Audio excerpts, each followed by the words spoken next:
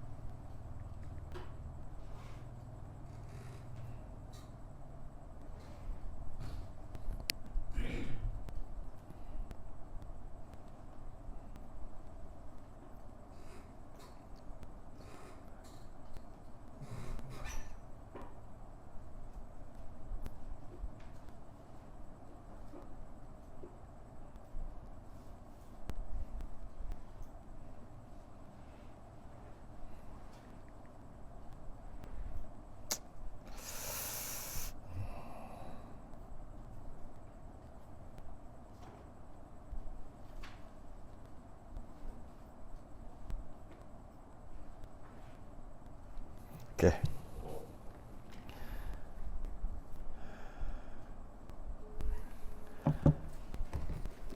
Assalamualaikum warahmatullahi wabarakatuh. Tak buka.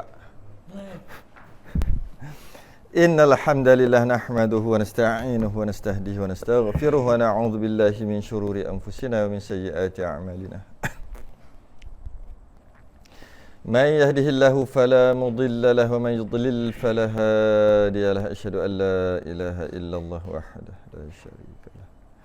Asyhadu anna sayyidana Muhammadan 'abduhu wa rasuluh. Allahumma shalli wa sallim wa barik ala sayyidina Muhammadin al-Fatih lima ughliqa wal khatim lima sabaq nasiril haqqi bil haqq. Wal hadi ila siratikal mustaqim. Sallallahu alaihi wa ala alihi wa ashabihi haqqa qadrihi wa miqdarihi al-azim. Allahumma nabir bil kitabi basari wa atliq bil lisani wa shrah bi sadri wa sta'amil bihi jasadi wa hawlik quwwatika fa innahu la hawla wa la quwwata illa bik. Subhanaka la ilma lana illa ma 'allamtana innaka antal alimul hakim. Wa la hawla wa la quwwata illa billahil aliyil azim. Amma ba'du. Kita baca sikit kitab risalah pula. Ayolah, risalah Misbahul Munir sikit.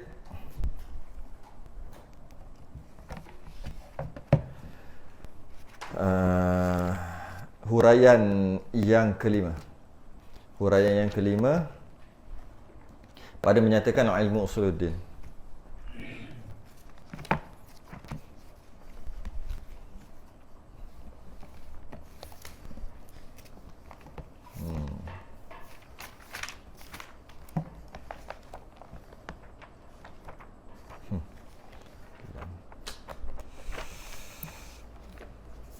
Qala ma'alif rahimahullahu ta'ala wa nafa'ana wa iyyakum bi'ulumihi bid-dar. Bermula permulaan. Ini kita baca je ni. Bermula permulaan dan umbi atau asas bagi segala perkara yang dituntut. Muka surat 29, lupa pula nak sebut. Muka surat 29, 13 Jawi, 29 Rumi. Kitab Misbahul Munir. Bermula permulaan dan umbi atau asas bagi segala perkara yang dituntut atas tiap-tiap mukallaf sebagai tuntutan yang putus. Tuntutan putus ni putus lah. Tak boleh tidak, mesti. Tak boleh nak kona lagi lah. Putus. Tak boleh nak kona. Tuntutan yang dituntut atas setiap mukallaf. Mukallaf tu maksud akil dan baligh. Dan tuntutan tu pula tuntutan yang putus. Tak boleh nak kona. Tak boleh nak kona. Apa yang dituntut dengan putus tu? Yang dinamakan dia dengan fardu ain. Kita namakan dia fardu ain. Jadi maknanya mengaji ilmu fardu ain ni ilmu yang wajib, yang dituntut atas tiap-tiap mukallaf akil baligh sampai seru. Nama ilmu tu fardu ain. Siapa tak belajar berdosa. Ain fardu tu wajib, ain tu atas setiap orang. Setiap orang, setiap individu. Ain tu individu. Cuma jangan faham fardu ain tu fardu ain yang macam dak sekolah kafar tu. Kan? Ada fardu ain tak? Bukan. Itu nama. Nama sekolah. Nama tapi bukan maksud fardu ain syarak ni. Sebab bila kita sebut fardu ain dia macam lekeh, nampak macam Allah fardu ain kan. Bukan fardu ain tu. Bukan fardu ain yang budak-budak belajar. Yang budak-budak belajar tu kalau kita kata fardu ain 10% kot. Ada tak? Sebab yang dia ajar baca Quran. Mesti ada tak? Itu bukan fardu ain. Yang dia ajar lagi adalah pekah-pekah sikit tu. Bab ketuhanan ada ajar dalam kafar. Ada. Macam mana cara dia ajar? Bukan hafal aja. Rukun Islam, rukun iman pun hafal. Takkan terang tak satu-satu tu apa? Rukun iman pertama. Ada. Lama tak masuk sekolah rendah. Fardu ain tu. Kalau ada pun mungkin kita kata 10% ni kot. Yang kafar, yang fardu ain tu. Ke orang kafar marah? Kena cakap lebih sikit. Kadang-kadang kita sebut-sebut ada yang panah linga macam mana, kita tak apalah. Kita boleh bincang. Jangan ingat kita kata gitu macam tu dah. Kan boleh bincang. Kata tak ustaz, 10%. Apa 20%? 20% bersikit juga. Ke berapa? Ke 100%? Macam mana kita boleh kata gitu? Bila budak-budak tu kita tanya, macam tak ada fardu ain je. Macam tu. Macam tak ada je. Tak tahulah. Berapa persen, berapa peratus. Ialah apa dia fardu ain yang putu yang mesti setiap orang mukallaf kena belajar ni? Mengenal ia akan Allah Taala. Kena kenal Allah dan Rasulnya, dua tu. Kenal Allah, kenal Rasul. Bila nak kenal Allah, kenal Rasul, kita tak boleh kenal Allah dengan cara melihat, mendengar, tak boleh. Kenal Rasul, tengok Rasul, tanya dia, tak boleh. Rasul dah wafat lama dah. Allah tak boleh tengok, tak boleh dengar, tak boleh panggil. Jadi macam mana nak kenal ni? Dan dikehendaki dengan mengenal itu, mengetahui serta mengaku. Maksud kenal tu tahu, mengetahui kan. Maksud kenal tu tahu. Bila sebut tahu, macam mana cara nak mengetahui? Nak tahu. Cara nak tahu sama juga, kena tengok, kena dengar, kena tanya, kena interview. Tapi Allah mana boleh buat gitu.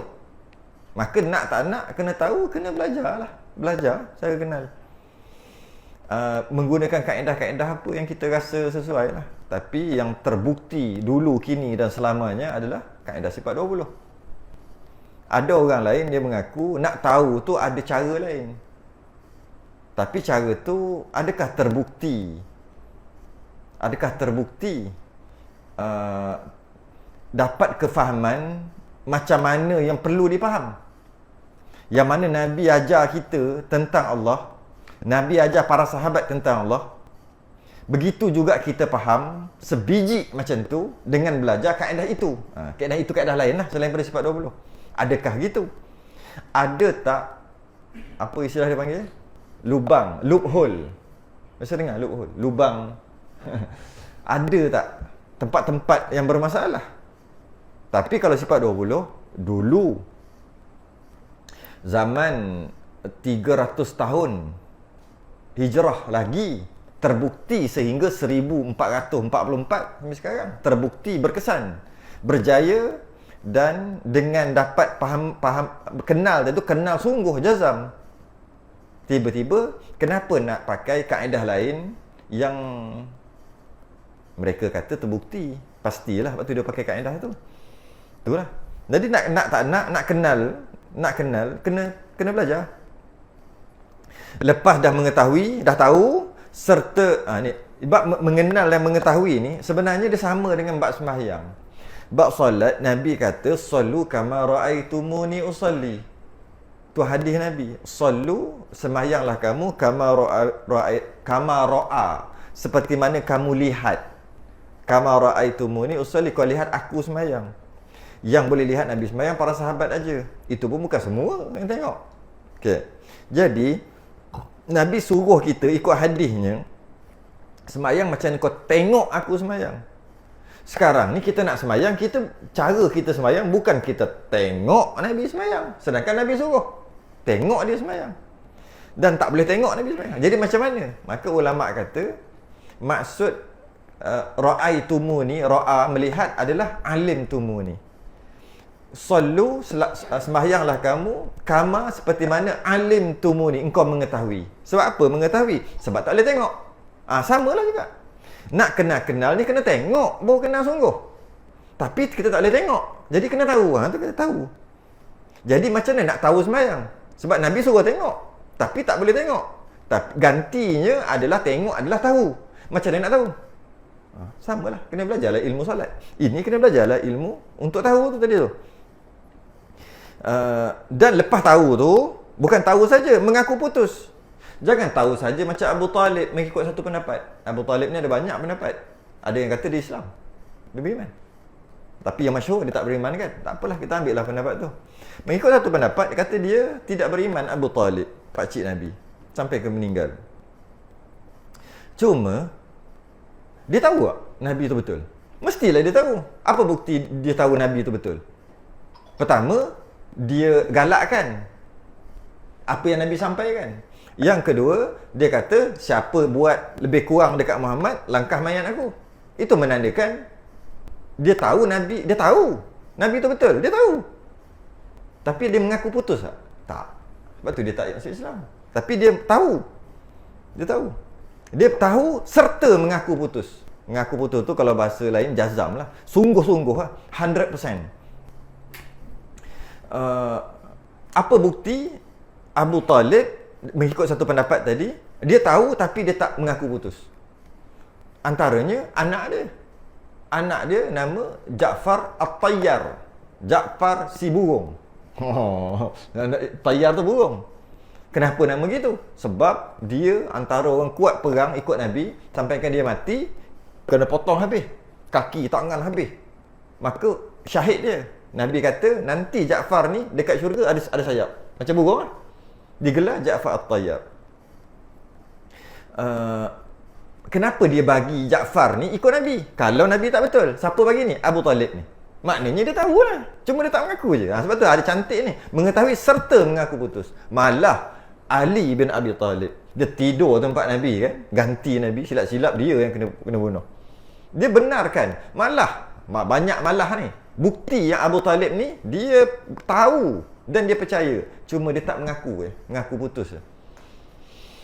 Apa lagi yang paling sekali? Isteri dia Fatimah binti Asad, isteri Abu Talib, ikut Nabi, beriman. Malah Nabi kata semua orang terima apa dia panggil, bukan seksa, dia panggil fitnah ataupun kesakitan ataupun azab lah kita kata, kubur. Semua orang. Hanya para nabi syuhada je yang tak terima. Orang mati syahid dia tak terima, dia tak ada, dia panggil apa, fitnah lah, fitnah kubur, kesusahan kubur tu. Semua kena. Tapi Fatimah binti Asad tadi Nabi kata dia dikecualikan, isteri Abu Talib. Nak bagi tahu isteri dia pun ikut. Kenapa dia tak larang? Kau bini aku. Tak. Maknanya dia tahu. Tapi adakah dia mengaku putus? Mengikut satu pendapat? Tidak. Mengikut pendapat kedua? Ya. Mengikut pendapat kedua sebenarnya dia beriman dengan Nabi, cuma dia tak istihar. Dia beriman sebab iman kat hati kan, sebut kita dah bahas sebelum rukun iman, rukun Islam sebelum, dia kat hati. Jadi bila macam tu sebab tu kata ada yang kata dia beriman, ada kata tidak. Tapi yang masyhurnya tak beriman lah. Mengaku putus dalam hati. Bila sebut hati-hati tu i'tiqad lah, pegangan lah. Tiap-tiap mukallaf, setiap orang akhir balik. Mukallaf ni akhir balik. Mukallaf ni yang diberati. Orang yang berati, orang yang dipaksa. Cantik juga tu. Kalau orang yang diberati tak faham, mukallaf tu orang yang dipaksa. Paksa suruh semayang, paksa suruh belajar, paksa buat ini, paksa tak boleh buat ni. Buat ni boleh, ni tak boleh. Kena paksa tu. Paksa jangan minum arak. paksa tu paksa ni, mukallaf yang dipaksa, iaitu akil dan baligh, ada akal dan dah baligh. Dengan tentu sungguh, tambah lagi, dah putus dah, tentu sungguh, ni memang jazam sungguh.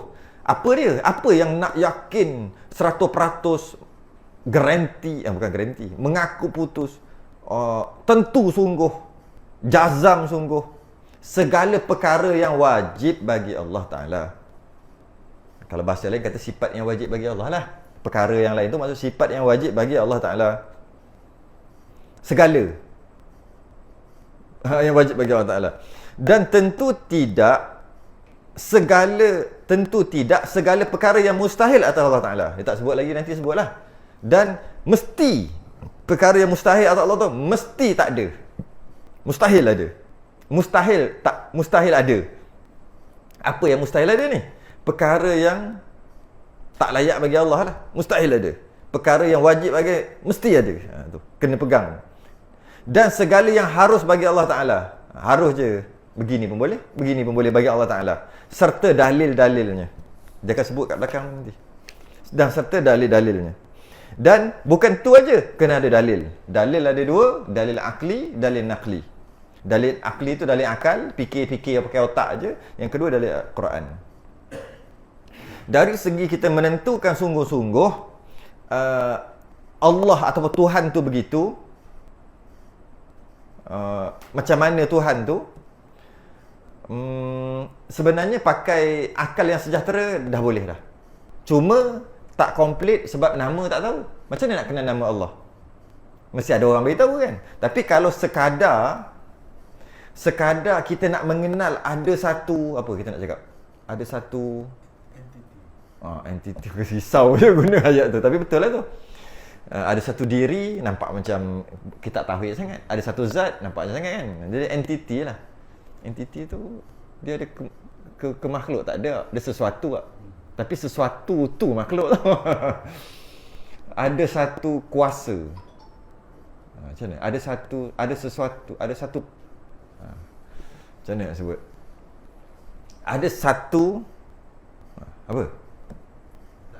Zat dah bunyi tauhid. Kita nak cuba guna ayat yang kita duk bercakap, tak nak bunyi tauhid, bunyi tauhid baca je lah.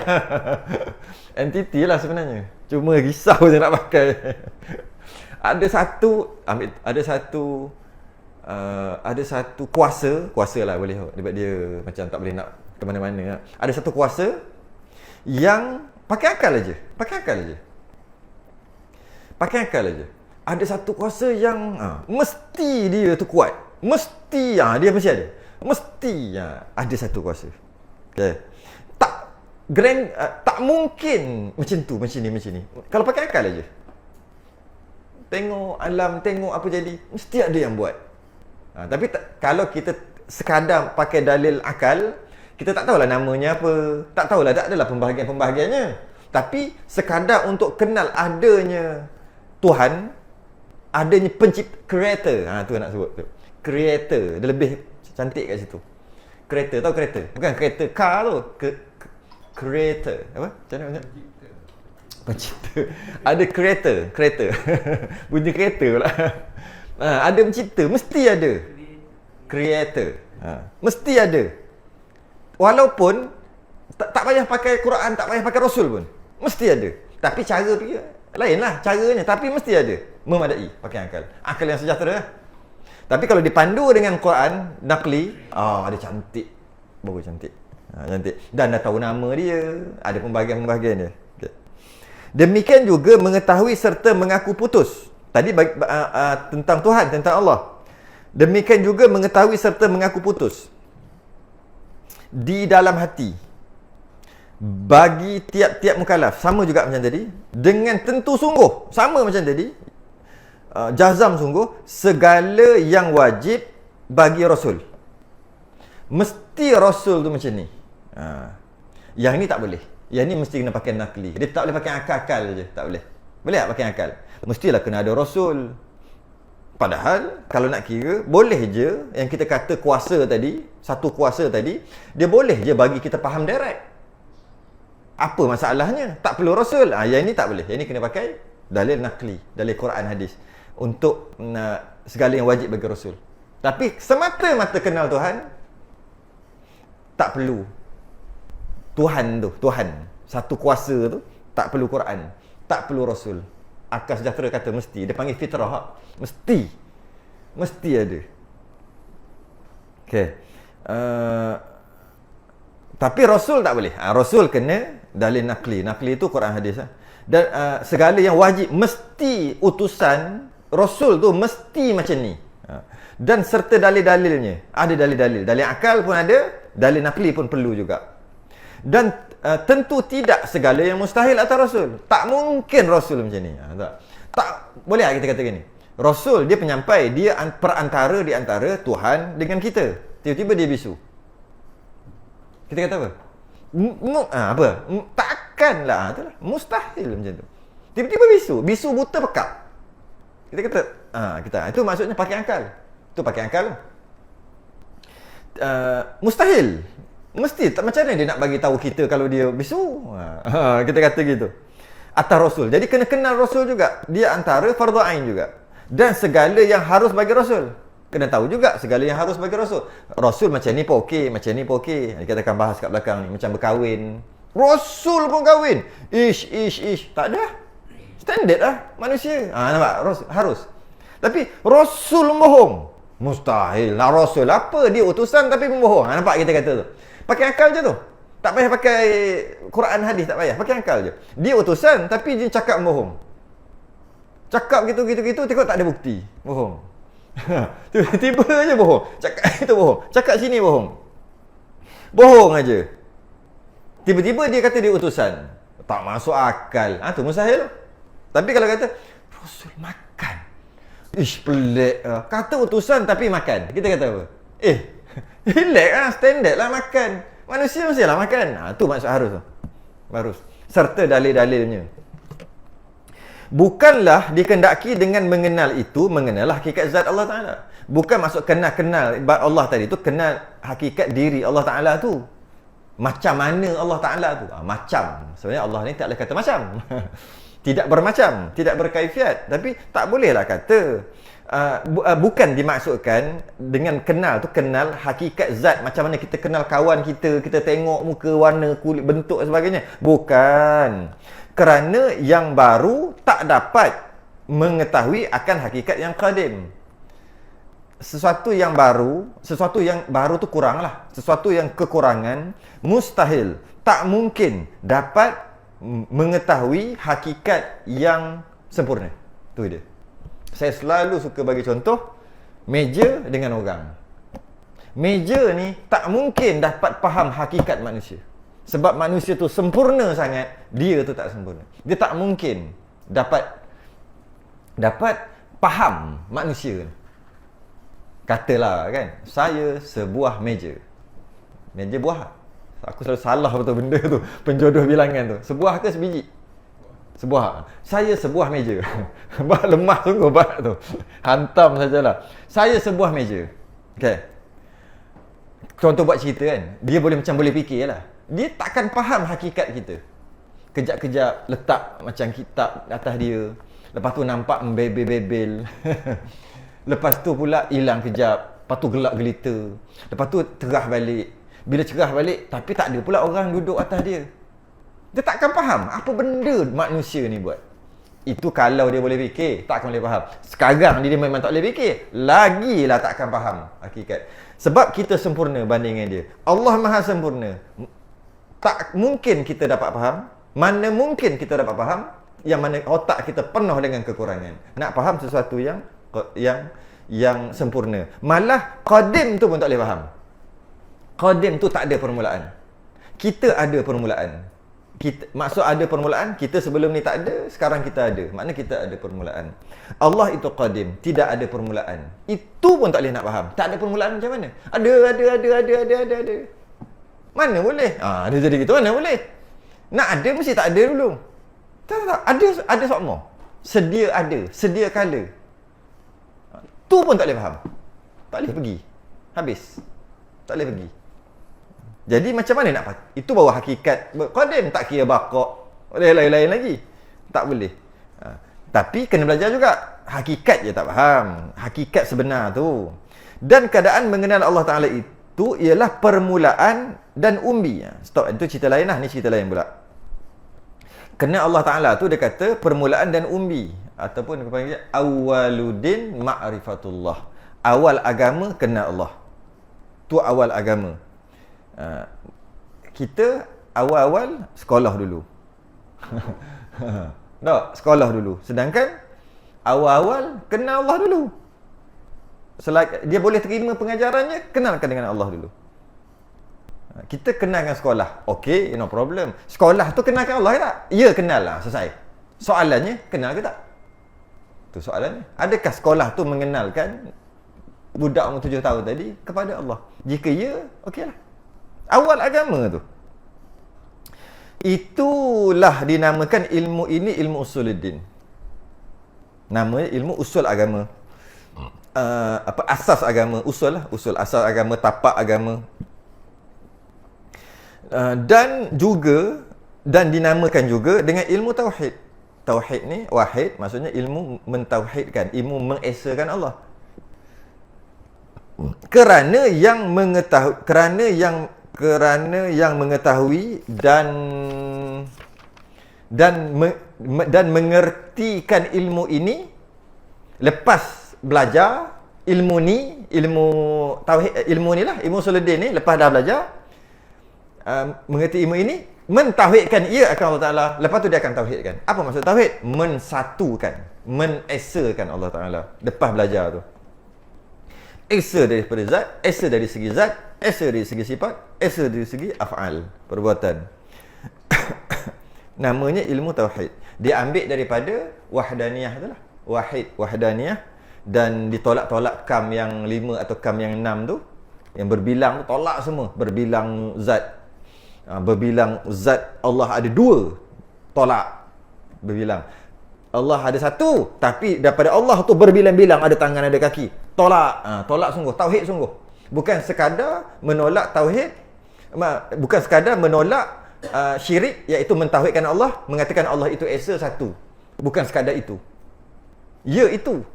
Tapi sama juga nak menolak Allah tu sendiri tidak berbahagi-bahagi. Berbilang, bukan berbilang. Kalau berbilang dah tolak dah tadi. Tolak Allah ada 2. Tolak. 1, betul dah. Tolak juga Allah tu sendiri berbilang, ada bermacam-macam. Ada kepala, ada apa-apalah. Gabungan-gabungan. Tolak juga. Itu maksud gabungan daripada ahad dan wahid tadi tu. Tu ahad satu, wahid satu. Sebab tu dalam Asmaul Husna ada ahad dengan wahid. Pasal nak kalau kita nyanyi ahadu, wahidu ahadu samadul qa. Baca, ada wahid, ada ahad. Sedangkan ahad tu satu, wahid tu satu. Ada beza. Ada beza. Bukan maksud yang sama. Dengan maksud kita menolak Tuhan satu lagi macam Allah, tolak, tak ada. Dan Allah tu sendiri wahid dengan ahad, dengan maksud tidak ahad. Wahid macam ni. Wahid menafikan ada satu lagi macam Allah. Tu wahid. Allah itu wahid, menolak satu lagi macam Allah, tolak.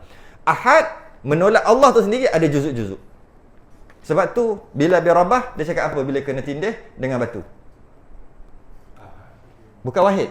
Bukan. Kenapa? Ahad kena tindih. Sebab musyrikin Mekah suruh dia kembali kepada agama lama, iaitu sembah Lata Uzza. Lata Uzza dia kan pernah ada muka, ada kepala, ada tangan, ada kaki. Dia tak nak ahad. Maksudnya bukan Tuhan tu betul. Dia bukan menafikan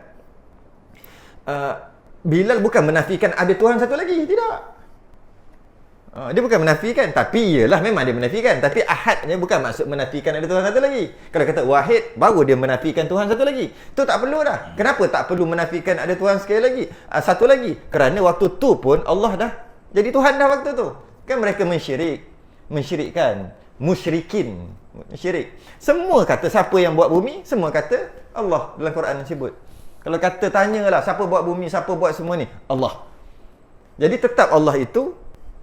Sebab tu apabila Bilal tu disuruh untuk kembali balik, dia nampak Lata dan Uzza tu. Nampak Latang Uzza berhala, ada tangan. Dia kata ahad. Tuhan tak ada berjuzuk macam ni. Bukan dia menafikan ada Tuhan satu lagi. Itu tak payah nafi dah. Memang waktu tu pun kata gitu. Memang tak ada Tuhan satu lagi. Allah Tuhan yang sebenar. Cuma dia ada syarik, dia ada syarikat. Tuhan kecil, Tuhan lain, berhala. Sebab tu dia ahad.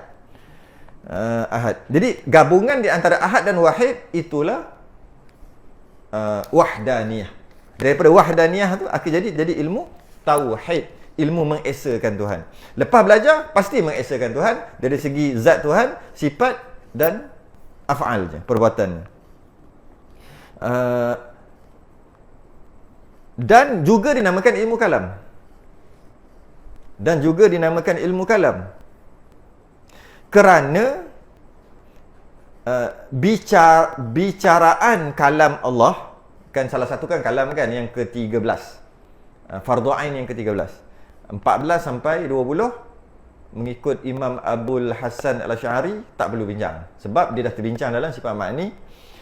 Antaranya yang ujung sekali adalah kalam, yang last sekali adalah kalam. Dalam banyak-banyak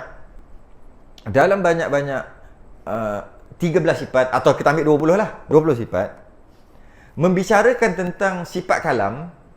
Dia kata kat sini sangatlah payah. Memang payah pun jadi polemik sehari dua, tak adalah sebulan dua ni.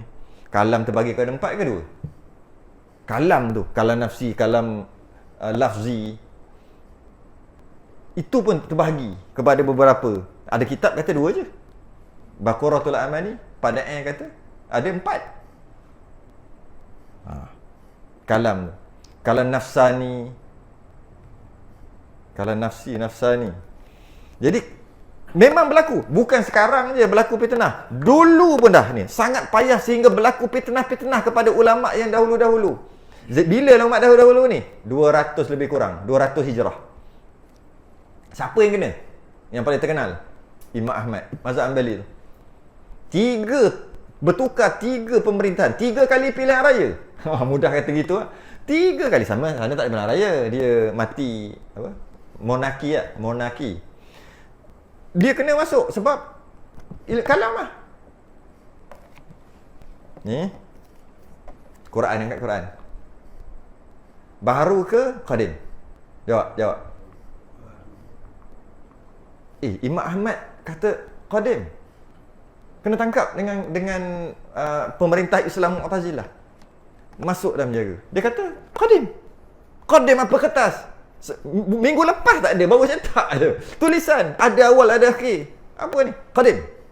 Tak kira. Qadim juga. Maknanya, ni, Quran ni, ya, qadim. Tangkap. Masuk penjara. Kena sebat. Beberapa tahun, tak ingatlah berapa puluh tahun ke beberapa tahun lepas pada tu, meninggal yang raja tu, yang pemerintah Islam lah. Islam tapi Mu'tazilah.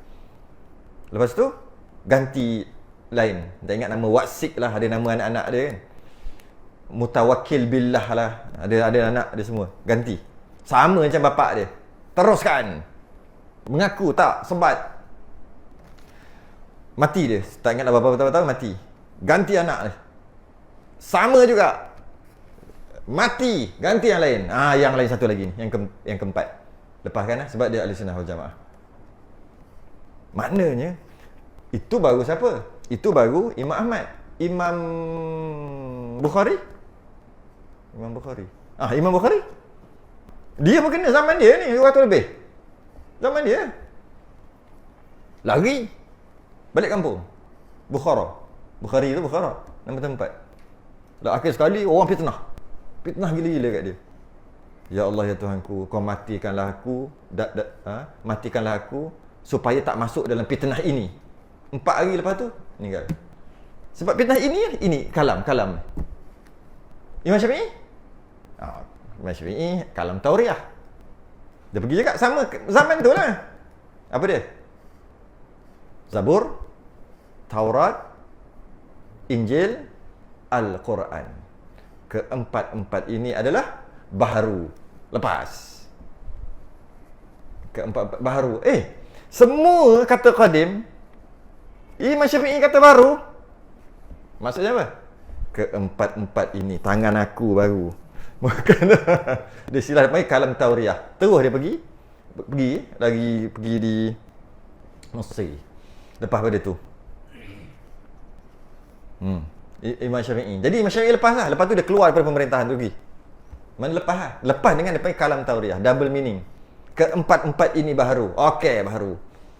Kenapa ulama-ulama tetap nak cakap dia adalah qadim, sedangkan qadim apa? Kertas baru. Ada permulaan. Takut orang salah. Nanti akan datang, dia kata, Imam Ahmad cari sendiri cakap, Quran, kalamullah itu baru. Dia takut orang kata gitu.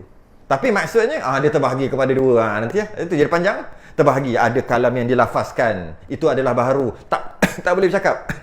Kalam Quran ni, Quran adalah baharu, bukan qadim. Tapi tak boleh cakap. Qadim tu, Quran tu.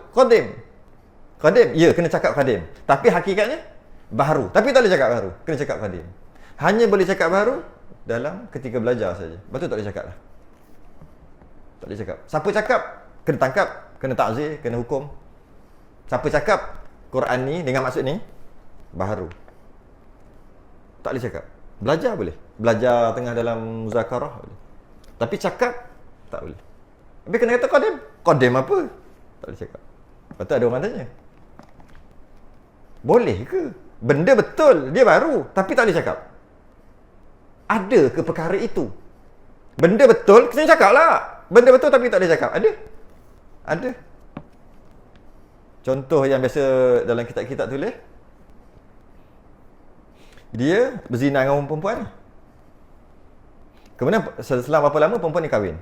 Boleh tak cakap kat lelaki dia?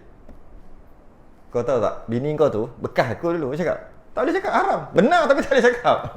Tak boleh cakap tapi betul. Dia orang ni mengumpat. Dia ni datang mengumpat dia orang seorang. Dia datang. Tadi aku tengok lain macam mengumpat. Tak ada. Menipu, siap tipu lagi. Tak boleh cakap. Memang dia mengumpat kau tadi. Tak boleh cakap. Benar tapi tak boleh cakap. Hakikatnya benar. Banyak lagi kalau kita nak cari. Hakikatnya benar tapi tak boleh cakap. Siapa yang buat babi? Siapa yang cipta babi? Allah lah, siapa lagi lah. Takkan kita nak kata orang, Allah lah. Tak boleh cakap berdosa. Kecuali samalah dalam kita belajar. Cakap, kau tengok babi tu, Allah yang cipta tu. Tahu tak? Allah cipta babi. Tak boleh, berdosa. Siapa? Habis kalau bukan Allah cipta, siapa? Memang Allah, tapi tak boleh cakap. Tak semestinya benda benar, boleh cakap. Kenapa? Dia macam benda buruk Babi tu kan benda yang buruk. Habis tu memang hakikatnya Allah yang cipta, tapi tak boleh cakap. Malah kalau dalam satu kitab tu kera pun tak boleh cakap. Kera tu Allah cipta pun tak boleh. Kita kata macam kera okey lagi kot. Babi tu iyalah. Tak, kera pun tak boleh. Kera tu Allah cipta, tak boleh cakap.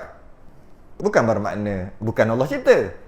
Nak beritahu ada keadaan tertentu walaupun ianya benar tak boleh cakap. Macam tu juga kalamullah qadim. Hakikat baru, tak boleh cakap. Nak cakap, masuk medan ta'alim macam ni. Baru boleh cakap, bincang. Itulah banyak lagi lah yang berlaku dan masuk bab kalam nanti. Ramai salah ada Allah bercakap, berkata-kata, bunyi kat mulut, popek. Kalau berkata-kata selama-lamanya bercakap, tak penat ke? Popek. Tak dengar. Macam-macam jadi. Daripada ilmu kalam. Kita baru lepas bab ilmu kalam ni, kita risalah tauhid. Kelas lain lah. Baru masuk habis bab kalam. Baru masuk bab lain. Okey. Kena berhenti kat situ. Kat situ lah. Tak boleh. Hari ni tak boleh. Kita kena memang tak boleh lah. Kita kena pendekkan masa. Hari ni. Sebab kalau tidak, terlambat. Boleh. Tak boleh. Minggu lain insya-Allah. Minggu lain